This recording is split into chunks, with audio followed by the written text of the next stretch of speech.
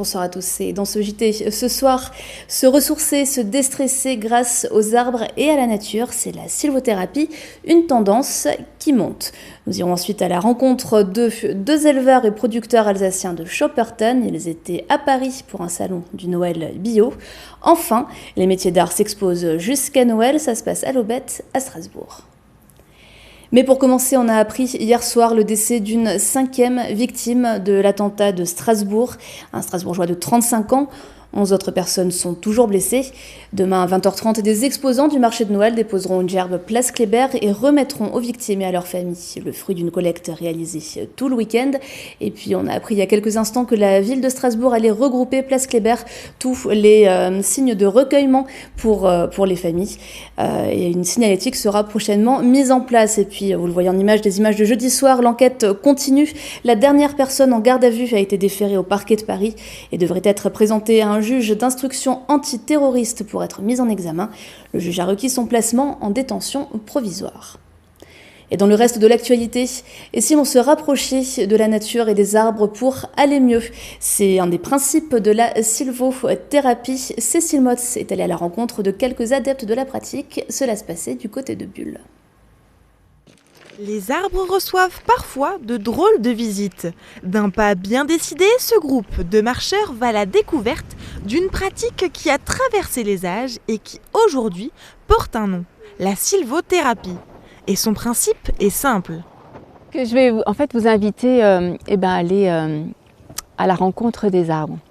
Coach de vie depuis 2005, Géraldine Sirlin propose depuis le début d'année des excursions en forêt un peu atypiques. Pour beaucoup, la sylvothérapie ne se résume qu'à l'un de ces exercices, le câlin aux arbres. Tout en respirant naturellement, en accompagnant votre respiration, les mains de chaque côté de son tronc, et vous allez y poser simplement votre front. Mais cette pratique ne se fait qu'à la fin de la séance, car la sylvothérapie, c'est beaucoup plus que ça. C'est faire vraiment comme une halte, une pause, une parenthèse.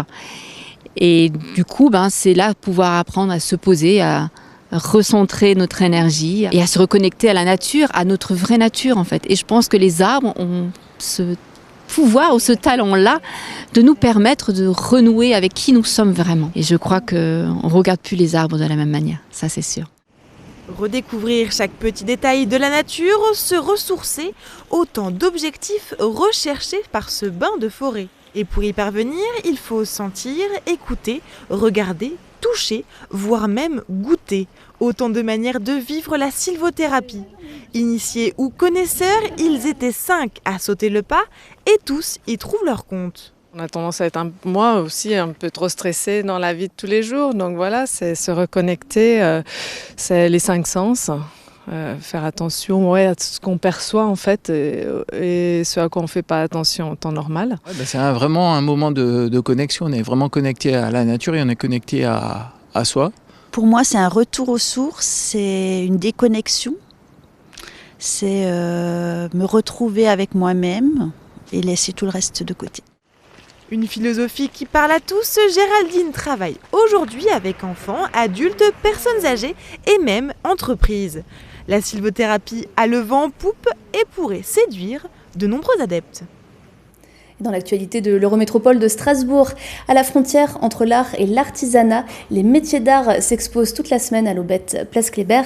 Et puis découvrez les 26 lettres de portraits de caractère, un coffret qui rassemble livres, jeunesse et applications mobiles. Camille Roland.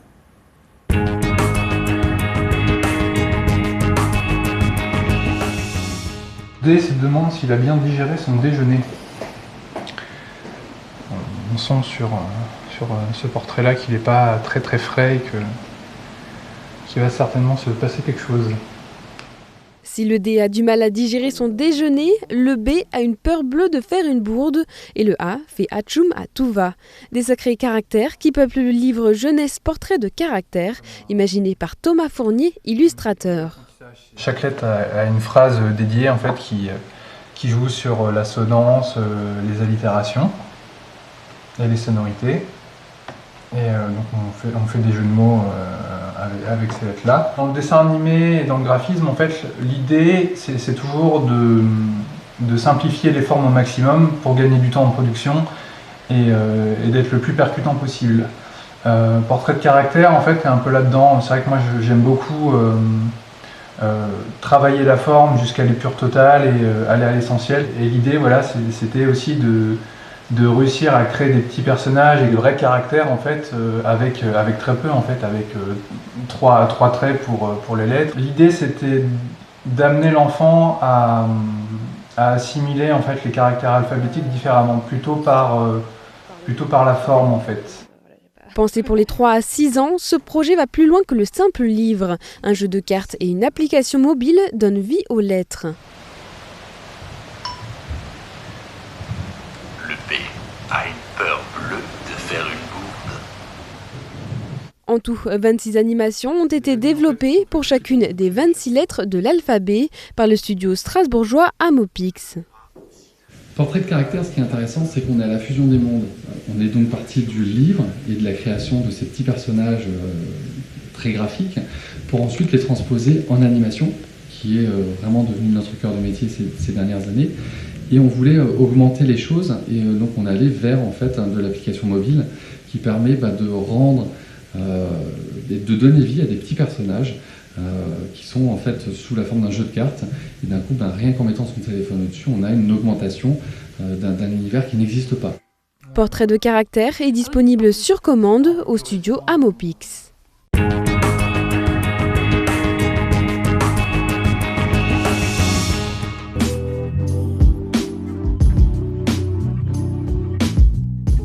Les artisans d'art d'ici et d'ailleurs investissent avec ose la salle de l'Aubette. Créateurs de bijoux et de mode, céramistes, verriers, ils sont une 60aine à présenter leurs créations au public. Et certains viennent de loin. Je viens d'Italie et je travaille avec les matières naturelles, les tissus naturels. Et j'aime beaucoup faire des collections qui sont souvent de pièces uniques, où je mélange les différents tissages, parce que j'aime beaucoup la matière première, donc coton avec la soie ou les nages cachemire avec soie. Manteau, jupe, pantalon, chacune de ces pièces sont faites entièrement à la main. Jusqu'à 4 à 5 heures sont nécessaires à leur fabrication. Ce qui nous caractérise beaucoup, c'est les accessoires. Ça veut dire qu'on travaille beaucoup sur la matière et on compose des choses qui peuvent être très particulières comme des étoiles qui changent les couleurs, qui deviennent des tops selon comment on les met, ou qui deviennent des gilets mais qui sont encore des étoiles. On peut trouver des choses très particulières. Ça, c'est un ovale qui devient un gilet, qui peut être aussi un vêtement.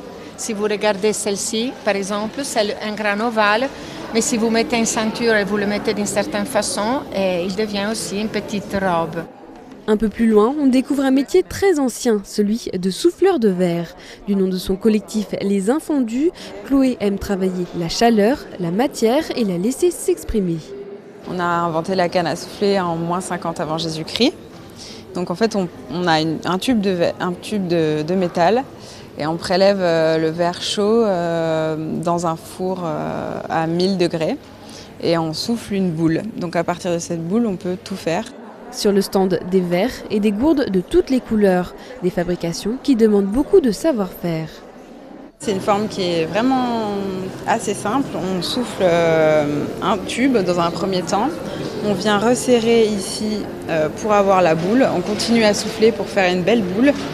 Et ensuite, on change le sens de travail. Donc, c'est-à-dire que je suis attachée par la canne ici. Je viens retourner, donc j'attache un objet, une tige métallique par là. Et je viens travailler le goulot. Et si l'objet est esthétique, il peut faire bien plus qu'embellir le quotidien. On sollicite le public sur l'idée de ne plus utiliser de bouteilles plastiques et on invite les gens à se servir du verre. Alors que ce soit avec nos créations, on est 2 personnes, on fait attention, nos fours sont réglés au minimum, on a réfléchi toute notre installation pour que ce soit économe. Par rapport à une industrie qui va un petit peu gaspiller les matières, les combustibles, voilà. Avant de partir, les visiteurs flânent à la boutique éphémère, où les œuvres contemporaines de 37 artisans d'art français offrent des idées de cadeaux de Noël.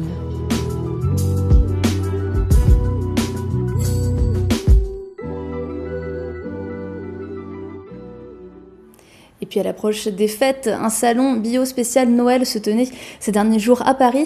Et parmi les nombreux exposants et producteurs, 2 Alsaciens venus de Schopperten, un reportage de Nora Bouriois.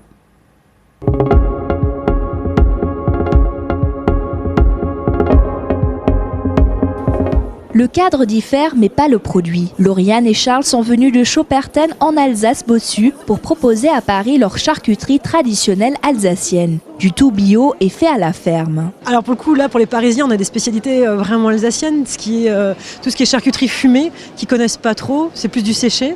Donc on en profite pour leur faire découvrir des saucissons fumés alsaciens qu'on a typiquement chez nous, quoi. Et nous, on a encore une particularité, parce que nous, on fait du cochon, mais on ne veut pas vendre de cochonnerie. Pour le coup, c'est sans sel nitrité, sans lactose et sans gluten. À la ferme du Vieux Poirier, les 2 Alsaciens élèvent une centaine de porcs par an et transforment ensuite eux-mêmes la viande. Au salon, ils sont fiers d'afficher leur distinction reçue en novembre, producteurs artisans de qualité. La ferme a intégré le Collège culinaire de France qui met en relation des restaurateurs à la recherche de produits de qualité et des producteurs. Et donc d'être rentré dedans, non seulement ça fait un gage de qualité, en plus on est très fiers. Parce qu'on se donne beaucoup de mal et ça fait vraiment plaisir d'avoir cette reconnaissance-là des chefs. Et ça nous ouvre aussi finalement d'autres horizons. On va travailler plus avec des restaurants aussi. Ayant récemment abandonné la vente directe à la ferme, les 2 éleveurs alimentent désormais les magasins bio alsaciens et peut-être bientôt parisiens grâce à quelques rendez-vous sur ce salon. RGDS, partenaire des Alsaciens qui s'engagent.